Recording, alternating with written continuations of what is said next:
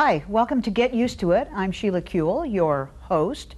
And just by way of preamble, our last show, we got together a group of very smart people to talk about the 10th anniversary of the uprising of the gay and lesbian community in LA over a veto of an employment rights bill. But our show was filmed only a few days after September 11th, and we just couldn't help but talk about the issues, much as we tried not to. So I thought, hey, let's go with it. And there were a lot of things that we wanted to discuss related to the gay and lesbian community, and some of it just to us as Americans. So I've invited one of the guests back and augmented with two other really smart people.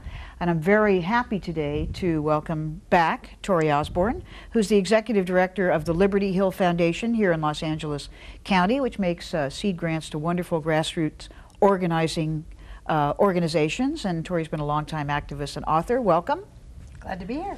And to Torie's right, and I guess the camera's left, is Roland Palencia, who's the executive director of Clínica Monsignor Romero in downtown Los Angeles, and also who just received the Local Hero of the Year award from our local, although in LA local is pretty big, PBS station, and I think one of our fabulous banks as well has participated in the prize. Congratulations and welcome, Roland. Thank you. And finally, last but never least, my favorite, David Mixner, who has joined us a number of times talking about a variety of issues. David, of course, is a published author and well-read and respected, longtime activist in our community, but has just said yes to the Democratic congressional leadership in Washington and is leaving us to move back to Washington and provide some counsel and wisdom, we hope, on these international issues. Welcome, David. Thank you very much. And congratulations on your new job, and condolences, I think, are also somewhat in order. I'll miss Los Angeles a lot. Well, we'll miss you too, although don't think you're getting away. Well, Torie, let's start with you, because we sort of started this conversation last time, and it was because of that, and I think what we started to talk about, that I thought, well, let's keep going with this. We had mentioned a few things, and we should probably start afresh, about ways in which the gay community might be uniquely placed to react to some of the issues around September 11th, or maybe we're just sort of an ordinary set of Americans like everybody else, having lots of fights around the Thanksgiving table. What do you think? Well, when we did the show a month ago, the whole world was in a different place. The whole country was in a different place. I think the trauma was fresh, and the feeling that we had around this table at that time was kind of exploring in that emotional rawness of grief and trauma and questioning and a little bit of shock, some of the parallels with the AIDS epidemic, with a community that has that has grappled with trauma, that has sort of been tested. Our fiber had been tested, and kind of, could we reach, if I recall some of the conversation, could we reach for, this was before the bombing started, remember? Right, so, that's right. So could we reach for kind of love and healing at a time of where anger is easier to go to? What are the questions when your dignity and when you're insecure, when you're vulnerable, when you're physically and psychically vulnerable? We talked a little bit about kind of some of those issues. People's tendency to become angry, people's tendency to, what do you do with all that? So it was a little bit of a different question, and it felt very much as if we had a critical mass of Americans traumatized. Not everybody by any means, and certainly New York is harder hit than other people. But we have seen the waves of shock and of the myth, in effect, of invulnerability shattered for this country. I think some good questions, national questions, that everybody participates, gay and lesbian and beyond, in, why did this happen? Why do they hate us? Perhaps, I hope, a national conversation, let the teach-ins begin and continue on American foreign policy, on what in our, the CIA trained bin Laden, the CIA installed Saddam Hussein, sort of what is the history, what is the role of the United States in the Middle East, all of those kind of macro geopolitical questions. And then just the daily life questions. What does it mean for us? I mean, you know, each of us has kind of experienced the shock as we realized that there were gays and lesbians, you know, that there was Mark Bingham who helped to bring down the plane. We had gay heroes, we had gay and lesbian firefighters, and the fact that the heroes in New York were healers and were people, not warriors, but healers, and that suddenly there was kind of a new respect for that we were not only victims, and would domestic partnership rights be given to those people. I was talking to somebody who's a union organizer who was just telling me, you know, suddenly as they begin to dole out the money, this $1 billion that's been raised, there's questions like, well, undocumented workers, well, do they have as much of a right to it as like the real Americans? And with the whole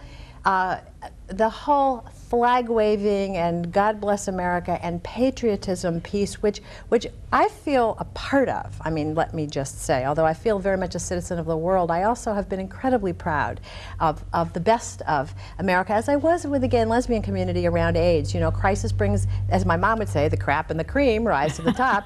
And so you see the finest of humanity, as well as you see the kind of crisis profiteering that I would say the corporations lining up for bailouts and the right wing slamming through their agenda through Congress and you know, all of that stuff. You sort of see the best and the worst, and I think and we saw that in the gay and lesbian community, and we built from the best of our humanity after you know the genocidal neglect of the Reagan-Bush years. We built this extraordinary community response to AIDS. We kind of recrafted the fabric of activism, of vision. We made our community's vision truly much more diverse.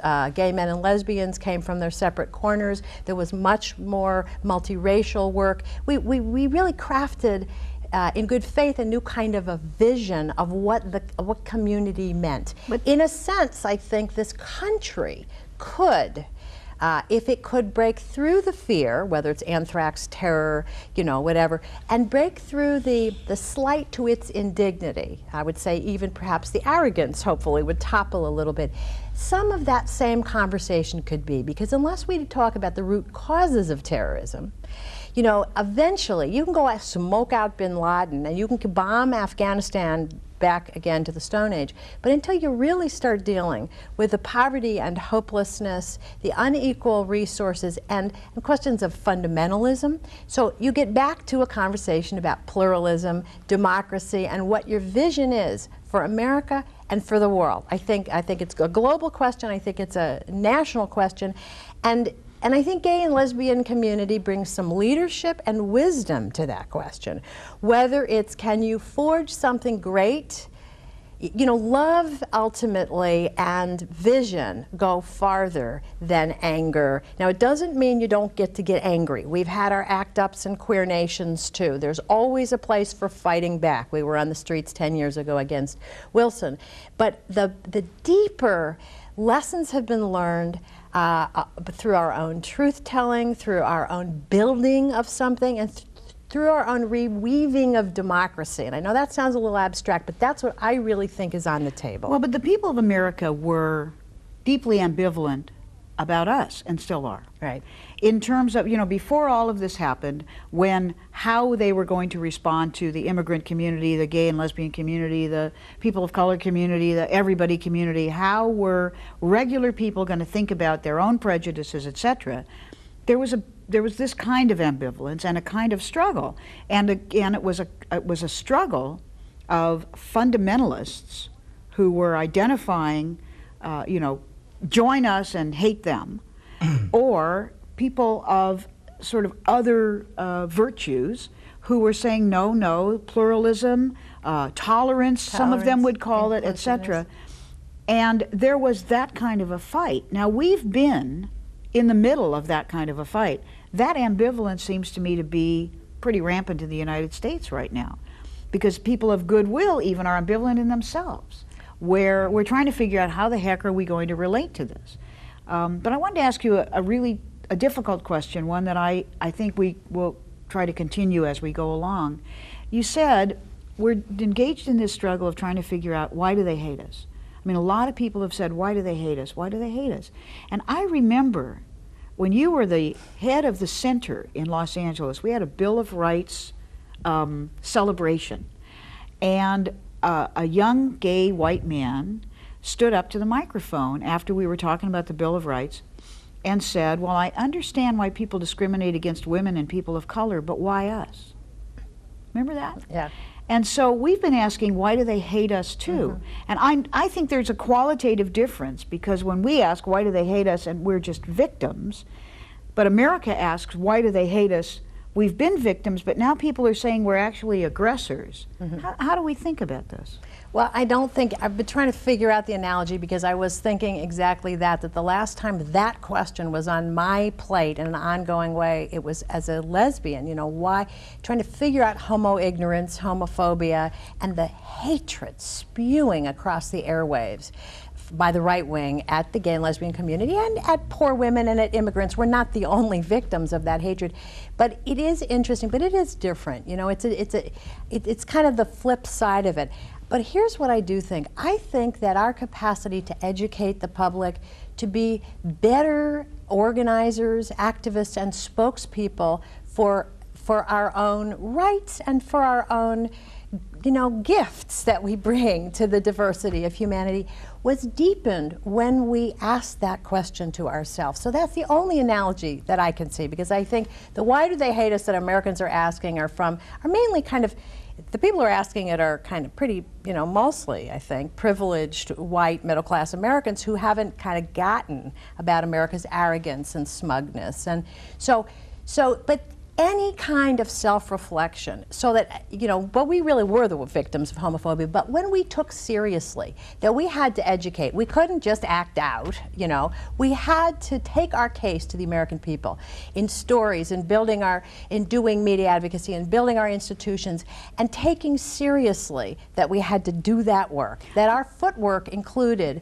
making the case, instead of, you know, that we had to do that. And that was when and I think it was during the AIDS crisis, and I think it's when we grew up as a movement. Well, and also our own racism, which we hadn't taken into account, so that we're saying, why isn't everybody for us? And people of color in our community were saying, hello, you know, you never paid any attention to us at all, which, if you'll excuse me for this, for a segue, Roland, it's since, you know, Clinica has done some wonderful work in the community, and although you can talk about, obviously, anything you want, this is an issue that I know is also of importance to you. How have you seen some sort of responses to this? Yeah, well, I want to go back to the question of why did they hate us? Because I think it's a very naive question, but it's not a faulty question. You know, and the best way to probably explain it is, you know, to realize the great American paradox, you know, which is relatively domestic democracy, but, you know, a foreign policy that is extremely regressive. You know, it's basically slash and burn. You know, I was born and raised in Guatemala. You know, I feel very much, you know, part of the social fabric, you know, this nation. And so this situation is, you know, creating a quandary, I think, for people who have actually experienced a war in their home countries. I think there's a tremendous romanticism, you know, as to what a war is, because we never really had it here in the continental U.S.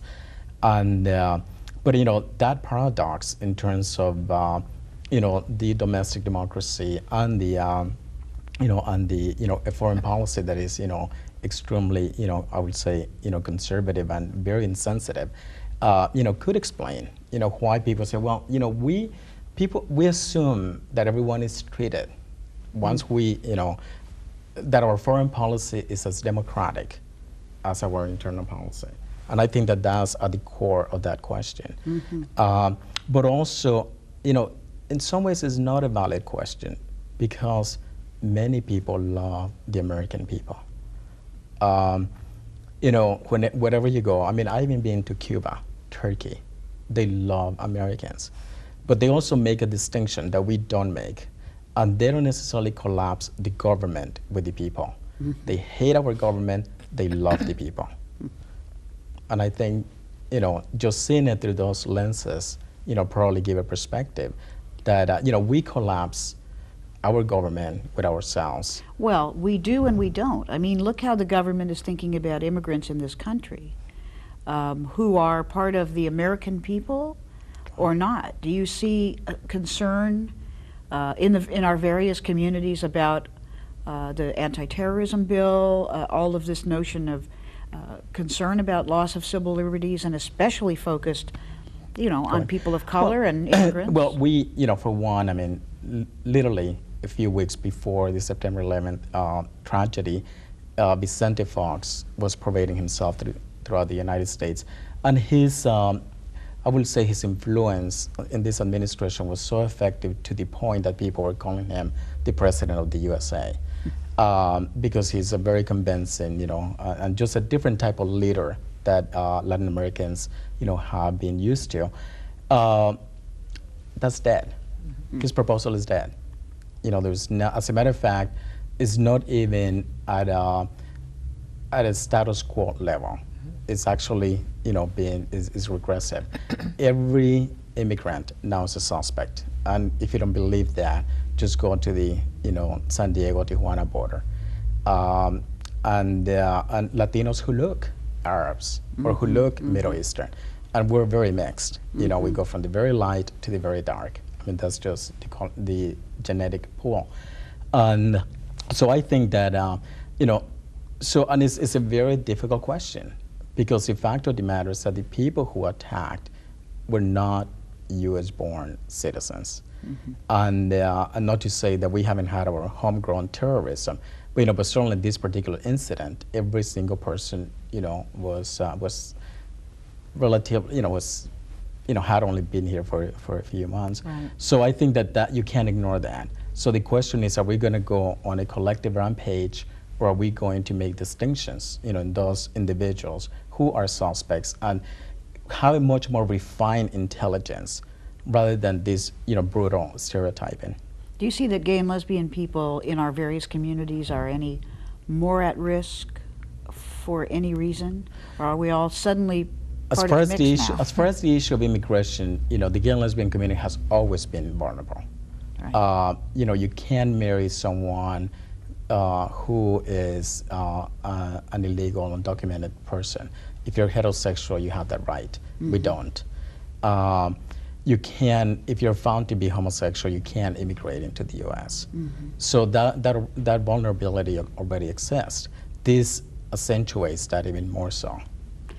And in terms of the ability of entities that are pretty dependent on fundraising, right, to continue on, and we've all had experience, certainly, 501c3s, do you find either some real fallback in terms of people who were supporting Clinica, or do you see sort of a renewed vigor, or are people just afraid of it? I mean, do you see that kind of fallout in the community we're counting on the Liberty Health Foundation to save us. And there they are, huh, Tor?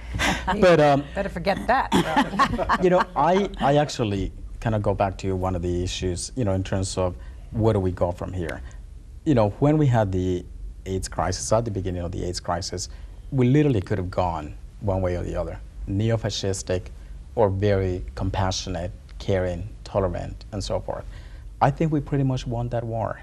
People are still dying, but we have near the response that we wanted, which I think was an amazing, a struggle. So we had to acknowledge ourselves for what we did. And all of us, were involved in that struggle. The immigrant undocumented issue was another one where, basically 5 years ago, it was basically people literally felt that they were going to be deported the minute they were identified as, Latino looking and so forth. And I think that various communities, including the gay and lesbian community, rally around the issue of non-discrimination and the issue of more of an umbrella issue of compassion and caring and so forth. And I think that we have won that to some extent as well. So I think that maybe I'm being naive, at least for the short term. It depends on how long this crisis goes. Mm-hmm. And I think that, the temporality of that, really will make a difference. And, but I think that, there is even our president, whom I had to say did not expect him to be all-encompassing in terms of different religious faiths and so forth, is talking the conversation that we've been talking you know, for a long time, you know, as far as inclusion and non-discrimination and you know, and basically not, you know, blaming people just because of the way they look and so forth. So I think that the repercussion that it will have will be economic. There will definitely be an element, you know, because it's an immigrant organization, but I think the hardest part, you know, will be the economic part. And, you know, and so given that we have been, you know, in a situation where we could go in a very divergent ways, you know, we have something to teach this country. You know, where instead of terror, you know, we were with compassion and caring. And you know what? That had a lot more impact. That had a lot more impact, you know, in terms of, you know, dealing with that crisis than, you know, than the way, you know, we might go with this. Right. I mean, we used sort of the war on AIDS image, but it wasn't really a war image that got us through. Right. Well, you've picked an interesting time, David, to move back to Washington, and I can understand why Mr. Gephardt and Mr. Daschle might want you back there right away. I mean, wondering what then, of course, maybe by the time this show is seen, you will be there watching it at the other end of the country.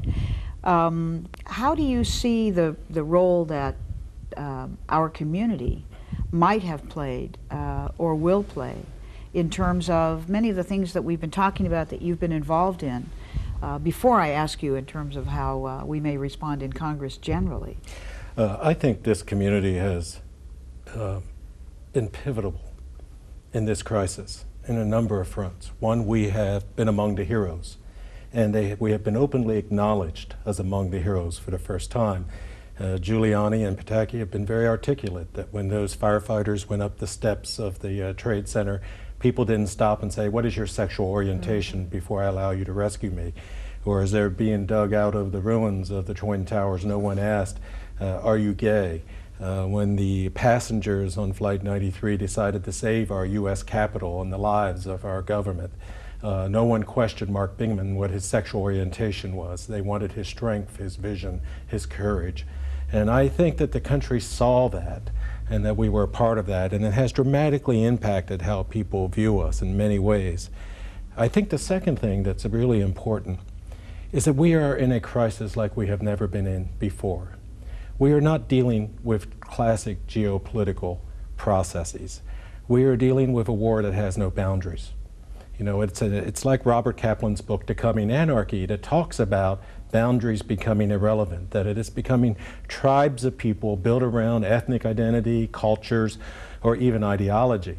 Bin Laden doesn't have a nation, but he has as many followers that are contained in many geopolitical boundaries, across boundaries. And so George Bush talks often to us as a nation that we must find a unique and different way to make war. We also must find a unique and different way to do two other things: to make peace, because it is unlike any other peace that we are seeking, and we also must find a unique and different way to protect ourselves here in the home front. And this is where we are so good, because in the 1980s, at the height of the AIDS crisis, when no one was there and at times we felt lonely and abandoned, we did not give up hope. We created institutions, we created healthcare systems, we took care of our neighbors, we fed them, we clothed them, we took care of their children, their pets. We pioneered dramatic changes in healthcare and promising therapies not just for AIDS, but for all diseases, and open up the FDA. We know how to take in a crisis and create new ways and creative ways of doing things. And that in this crisis, where we are facing an enemy like none ever before, when we are facing dangers that we have not faced since 1812 at our own soil, we have that gift of coming up with the creativity, the unique approaches. We can think out of the box because we've had to for our own survival. And this country, in order to make peace, to understand that the whole way we have looked at countries have changed, have the ability to think out of the box, to come up with that creativity, and to not only be the heroes in the buildings and the planes, but to be the heroes in finding peace and protecting our neighbors. Well, we've had to think out of the box, really, because when you're not part of the mainstream, Exactly. It's a little bit easier to say, though it still takes courage, to say the emperor has no clothes, which no one else but this one, I always thought, little girl was saying. But that's a particular problem, isn't it, now in the Congress, where there is a conflict about, no conflict about spending billions and billions of dollars to create an economic incentive, to help businesses that may need help, to help those who are unemployed, to worry about all of the issues for Americans. But there seems to be a radical departure from, or difference between the parties in terms of where they think those billions and billions of dollars need to go. And the American people get a little information about the airline bailout bill, they get a little information about the economic incentive bill, which, as we tape the show, we don't know what the Senate is going to do about that bill, so obviously any current information may be out of date, but just generally in terms of the approach. Well, I think we've seen more legislation passed than we have since perhaps after Pearl Harbor or the Great Depression, when there was a dramatic crisis in the country, and people very anxious to do anything and not to perceived as being disloyal or obstructing our ability as a country. We have to slow down. We have to pause and see the consequences of all we're doing. We have to make sure as we defend democracy, we keep democracy. It would be the greatest tragedy that I could think of as a nation if we surrendered our democratic values and ideas in fear. Bin Laden would win. He would have the ultimate victory if we surrender our civil liberties to it. So it's really important that we pause. It's also, in these times, we find people who take advantage. You know, corporations, individuals who want to hook a ride on the gravy train. And the American people want to give their government. I mean, we're an extraordinary people in a time of crisis. It's been shown repeatedly through our history. We were extraordinary people in New York City. You know, right. Courage that I have not seen, compassion, people bathing firefighters' faces, providing food, like a spontaneity of heart that I have never seen in this country in my lifetime. We want to do what's right. But I think we have shown some real maturity. We have not rounded up everybody of Middle Eastern descent and put them in camps like we did during World War II. There has been some tragic exceptions to that, but our government has responded to that. We also, I think, the American people are ahead of its government in many ways. We are funneling around in our government to understand how do we protect ourselves in the home front for the first time. You know, because we've never had attacks on our soil since 1812 of this nature, where the American people are rallying around, putting together unique solutions to protect their neighborhoods and their families and their friends, and demanding that all people be treated equally. Not only congressmen who are exposed to anthrax, but postal workers who are exposed. And there was a genuine concern that there was some inequality there, and that came from the people. You know, and they got the message. Mm-hmm. And so as long as we keep being vigilant and making sure that everyone's taken care of, some of the more complex issues, such as airline bailout, which no one's read the legislation hardly, and other corporations that they're getting money, and what will or will not protect our economy and keep us strong as we go through this difficult period, we really won't get the people to focus on it until they feel safe. Mm-hmm. So those of us who value liberty and those of us who value a strong economic system must participate in the debate of how to make us safer. We all know there's going to be more incidences in this country, and we also know we're dealing with a very clever force. Well, let me break it down a little bit then. If everybody, you know, let me open it up so that we can continue as a kind of discussion. Talking about healthcare, let's start with that, because each of us has had a different and varied experience about healthcare. But let's talk about public health. You talk about people wanting to feel safe and kind of what we can do to do that. But you know, nobody feels safe. Everybody's starting to wonder, when I open my mailbox, you know, is it going to be me? And of course, no one has any reason to believe that it's going to be them, except for maybe an elected official, but I'd rather not think about that. You should think about that. Well, but we've got a public health system. Now remember when we were talking about AIDS, and they weren't saying that any of the drugs would be approved, and they weren't even giving us any help at all. we lost an enormous amount of faith in the public health system or the government's ability or willingness to do this. Do you see a difference now in terms of everybody buying gas masks and Cipro and thinking penicillin isn't the answer and the FDA saying it is, and you know? I saw two things that were interesting. I saw a Republican president insist that Bayer lower their price in half when it should have been lowered by 2/3 or 3/4 on Cipro, which I never thought I would see, and threatening to break the patent. But the other thing is that as far as healthcare, probably more important than any corporate bailout, probably more important than any of the economic measures we're seeing and placing priority on, is, are we going to get smallpox vaccine? You know, I mean, we have to really genuinely worry about that, and there is enough for like 7 million doses, you know, for the whole country. And where we need the leadership and where we need the public to speak out and to protect, and again, it's like AIDS, you know, we had to demand protection and care and knowledge, you know, and we have to say, what are you doing to create that vaccine, and what are corporations doing to do their part to get it to the American people, and how soon will it be ready, and how will it be distributed, you know, in an equal and fair way. Those are issues that we must be discussing now. Well, you know, the healthcare, as far as the public healthcare infrastructures, you know, they're very fragile to start with. Incredibly. So we're not coming from a standpoint of a strength. So I think that was a tragedy, you know, long before September 11th.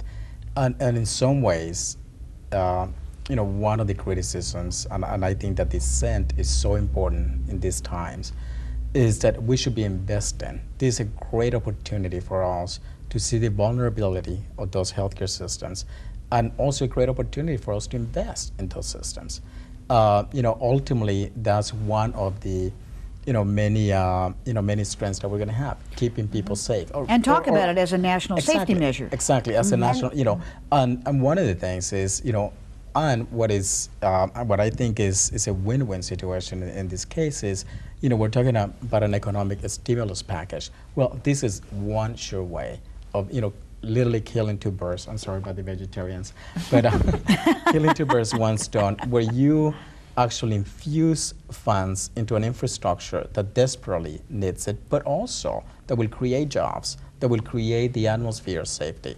So I think that, you know, we have to, you know, and that's what is so important, to have some dissent, you know, as far as how things are going, because of what David said. We have to like look at what are the, you know, the long-term, you know, repercussions of the decisions that we're making today. The future is built today.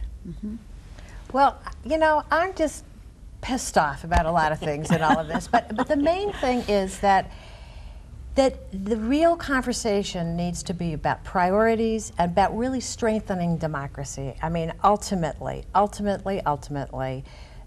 strengthening democracy will be, yes, we have to deal with with being able to respond militarily. Yes, we have to deal with building up our intelligence capacities. But ultimately, it's the infrastructure of democracy, and that means equity, and that means some different priorities. Well, I can tell you what's in that airline bailout package, because I just had Congresswoman Jan Schakowsky outline what was in that bailout package, and it is outrageous. And I'm telling you, most Americans, gay or straight, don't know that built into that airline bailout package is you know, golden parachutes for CEOs up to double, making $300,000 and more, up to double what their salaries are, so that the head of Delta, if he chooses to leave or if the airline goes under, he will make double, he will be able to walk away with double his $35 million annual salary. That's what you and I are paying for. That is our tax money going to that.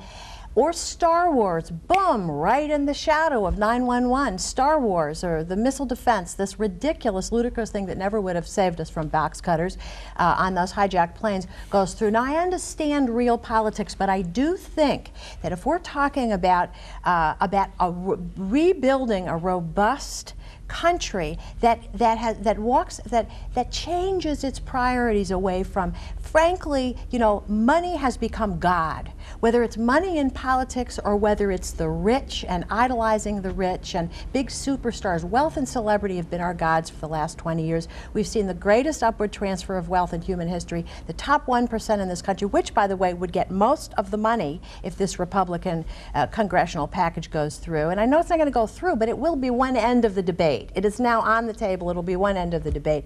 It is immoral. And so what I'm saying is, yeah, the healthcare system, the public health, you say the public healthcare system is very, very fragile. The gay and lesbian community was lucky to be a middle class movement that had middle class and wealthy individuals who basically individually funded and then leveraged private dollars to get government dollars at state and county and local level, and then eventually federal amount. But we were lucky. We had some money. We had some generous people. We had a tremendous spirit, and we had a vision of taking care of each other that triumphed, that was able to leverage. Now, the reality is, if you saw the picture in the New York Times, with those 10,000 people who are out of jobs as a result of the immediate impact of 9/11, deepening the impact of an already existing recession on New York City and the ripple effects on that. We are seeing in Los Angeles rising homelessness. Half the workers in the most dynamic one of the unions in the most dynamic sort of renewed new labor movement, the hotel and restaurant workers out of work, the living wage movement, which had gotten into the ivy-covered halls of Harvard University, and actually the front page of the New York Times was talking about an economic justice movement. Oh my goodness, set way, way, way back. You now have worker relief centers. The low-wage workforce, which if you read Barbara Ehrenreich's brilliant book, Nickel and Dime, where she went out and worked as a low-income worker, think of the poor as Skid Row poverty. In the United States of America, the richest country in the history of the world, you have 30% of the people living on $8 or less an hour. That's $16,000 a year. Who the hell can live in this country on $16,000 a year or less? And that's the poverty line for a family of four. For one, it's only $8,800. So when I quote, I'm not quoting FDR because I think we need a New Deal. And now that even George Bush is a Keynesian and will spend government money on something, I think it's time to start talking about what the priorities are of what we need this money to be spent on. And when I quote FDR, I go to those 4 freedoms, which I'm proud of, and I'm proud of this country, and I love this country. And I've learned that you can't make change in a country you don't love, and I love this country. I want to make the promise of democracy really real again, and not just, rhetoric. The 4 freedoms, FDR in the 1940s, freedom of speech, freedom of religion, freedom from fear, and that goes to the security issues that David is talking about very eloquently, and freedom from want. When did freedom from want and kind of equal opportunity, the promise of a middle class for new immigrants or for low-wage workers in this country, when did that disappear from the American agenda? I would argue 25 years ago or so, when the right wing took over the political debate, and at the same time when this economic massive shift, the change in corporate taxes, the change in minimum wage laws not keeping up, basically the political and economic discussion of the 60s was destroyed. And I understand that some of those programs were not perfect, and I understand that big government can be bureaucratic. Trust me, I've run organizations that had government contracts, and I hate bureaucracy, and I hate the abuses of power that big government programs can do. But I've seen how public-private partnerships can work. I've seen, and you need government in the mix, the notion that foundations or nonprofit organizations are going to somehow pick up the slack of devolution. The notion that the inequities of a new global economy, the new economy, is based on inequities. It is based on a huge gap between rich and poor. And I am here to tell you, we're going into the 10th anniversary of the LA riots this spring. And I hope we have a real conversation here. We're in Los Angeles. I know this is a national show, but about what those roots were, what the roots of those riots were, and the despair and the poverty in the midst of, this wealthy country, and hopelessness and participation and civic despair. And I hope that conversation, because the roots of the riots in LA in 1992 are not unlike the roots of terrorism.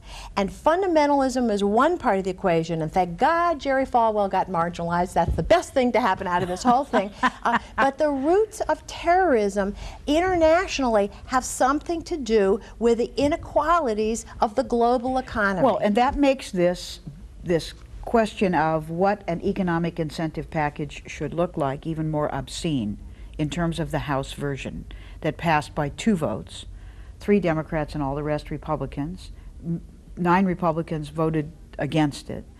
And the obscenity of it really is that, unlike using the excuse of national defense to do something good, like give me a scholarship to go to law school, for instance, right. the National Build human Defense capital. Student Loans, NDSL, Right. 3%.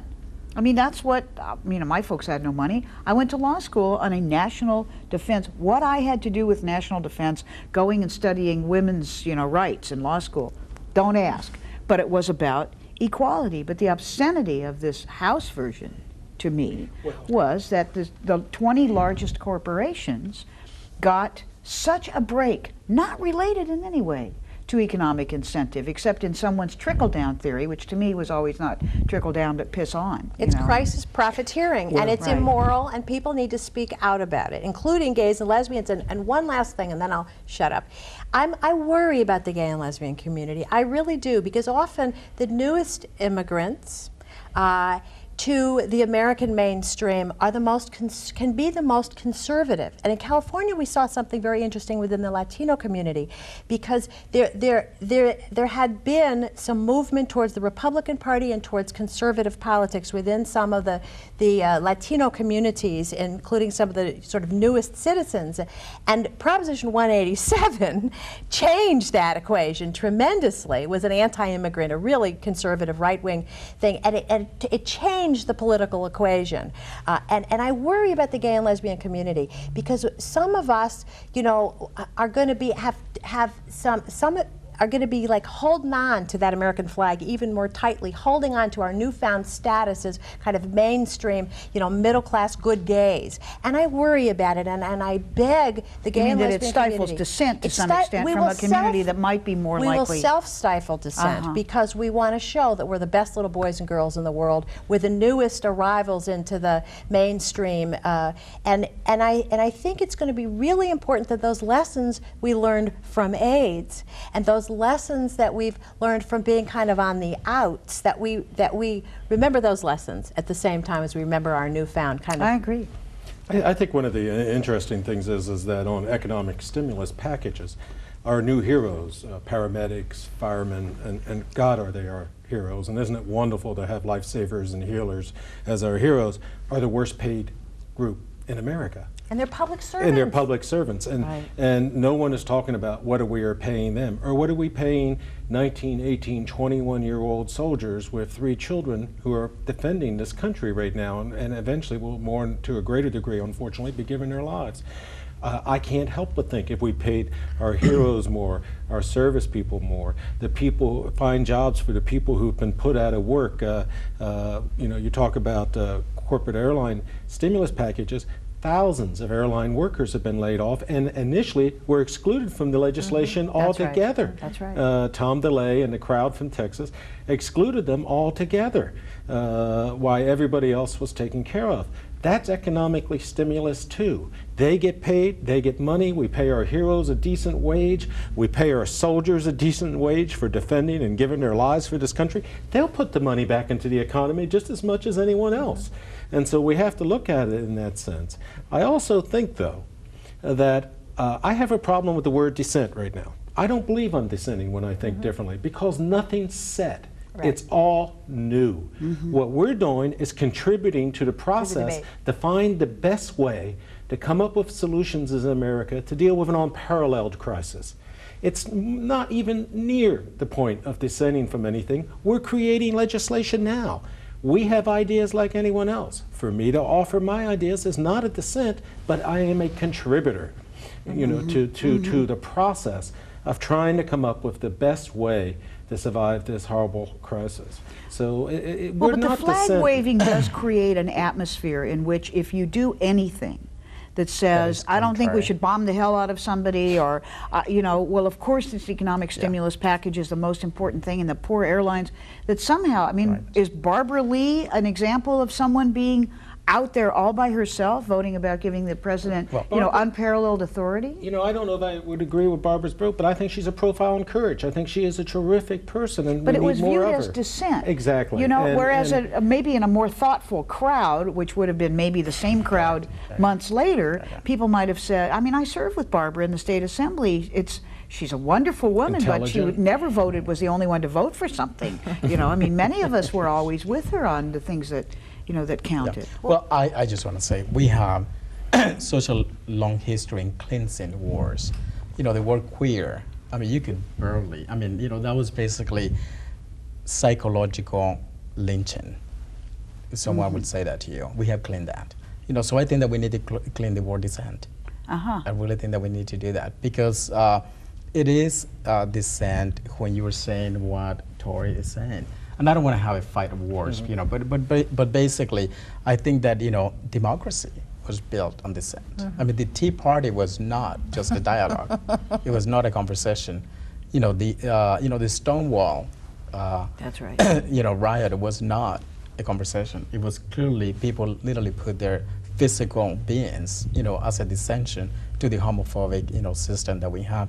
I think that we have, you know, two issues in terms of, you know, what kind of economy are we going to fight for? Is it going to be a human capital economy, or is it going to be a military economy? And I think that, you know, that's, you know, kind of like the level of conversation that we need to start having. And the fact of the matter is that, you know, we should send as many peacemakers as we're sending bombs, you know, to the Middle East. You know, and I think that we, you know, instead of, you know, bombarding them with missiles, I think that, you know, we need to bombard them with healthcare, you know, with food. We're kind of doing that. You know, with, you know, other type of I don't know humanitarian aid. if I'd trust a package of food that came out of the sky with an American flag on Well, it, even most likely in it hits- California. well, you know? that could be, At that could be, least- but I mean, one thing is, I'm not naive about war. I was born and raised in a country that was at war. So sometimes you have to say enough is enough. And what happened, you know, here on September 11th, you know, is not justified. I don't care what the roots are. It's completely not justified. The question is a question of strategy. And the fact of the matter is that we're not going to find this man by throwing missiles. You know, it has to be a much more refined intelligence kind of a strategy. And, but also we have to work long term. Because let's suppose that we get him, we trial him. He's going to have a forum to speak his viewpoints. Well, let's suppose that we kill him. We're going to create thousands and thousands more bin Ladens. So, you know, so we have to start thinking strategically, you know, in terms of, you know, and really giving peace, you know, some acknowledgement for being a strength, you know, in terms of actually getting to the root of many problems. Well, I really do want to explore, though, further this question of public health as national defense.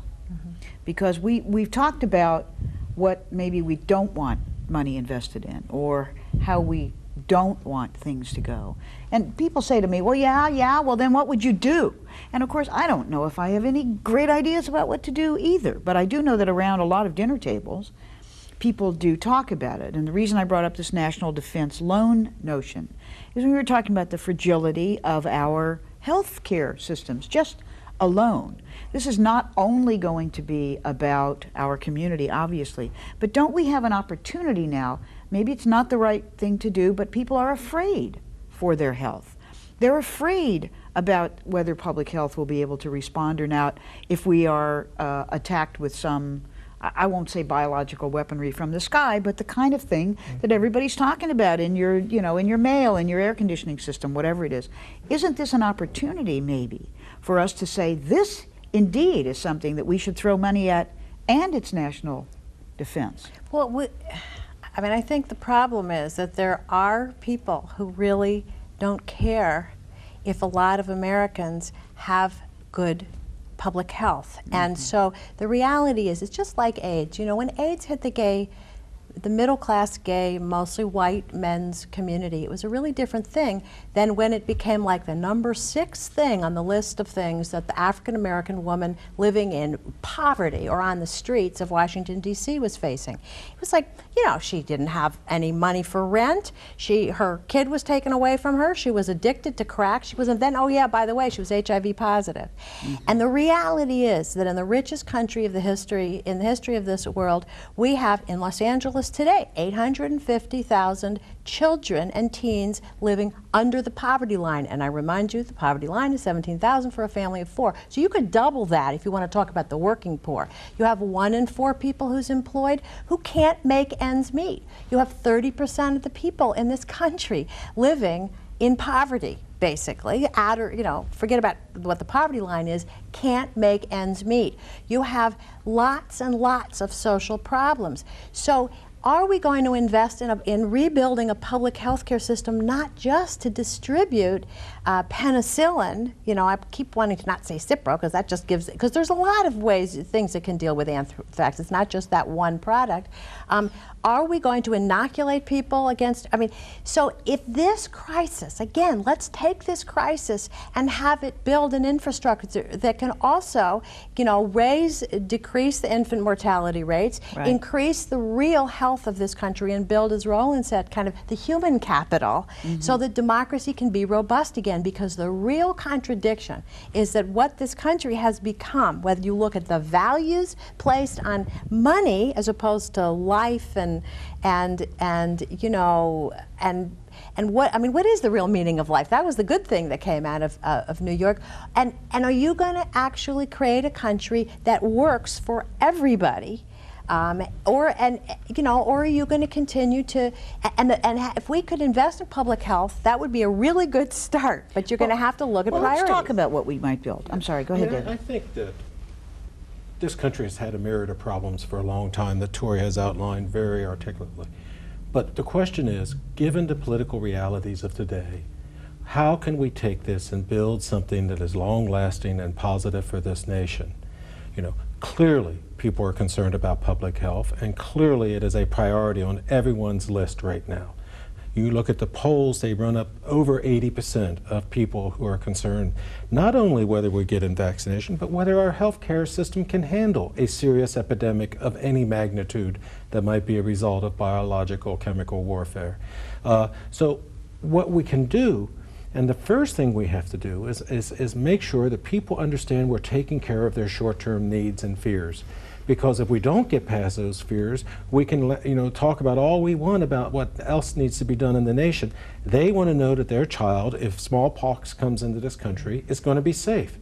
They want to know that their healthcare system is going to work. It is a perfect time to educate about this healthcare system. It's a perfect time to pass legislation to train more nurses, train more doctors, build up our rural hospitals, which have disintegrated, where there's a hospital every 200 miles in some states, right, to deal with this crisis. My daddy used to say, before you can take care of your neighbor's barn if it's burning down, you have to make sure your house is safe. And if you don't feel your house is safe, you're not going to go over to your neighbor's. And we have to both make sure our own home is safe in this very unique crisis and take care of our neighbors. There's only 3 minutes left in the show. I can't believe it. And I wanted to ask a question about personal changes, and I don't think there's even enough time, but I wonder, David, we know you've changed your entire work and off you go to Washington as a response directly Absolutely. to this. Have you seen, or in your own lives, you're both engaged in the kind of work that everyone is talking about changing to. Have you seen changes in terms of people's direction? Certain things become very trivial, and for me, certain material things have become very trivial. If you can melt the Twin Towers, your car doesn't really mean a lot. The clothes that you wear don't really mean a lot. So I think for me, it was more of a shake-up in terms of, what is ultimately important. I talk to my mom a lot more than I ever have.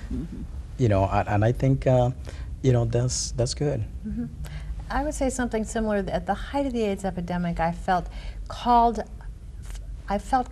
on by the fact my friends were dying to live life more richly and to have more courage. And I feel right now, I mean, I'm in the kind of adamant, passionate phase of it, but I feel as if I have to tell truth more to more people, and not in an obnoxious way, but to speak out more about it. I feel, to me, that is that the gay and lesbian community has to wake up and be part of a world community, part of an American quilt, not just an AIDS quilt, but an American quilt, and has to bring our talents to this discussion. I agree with you. We have to take our power, but we have to see ourselves.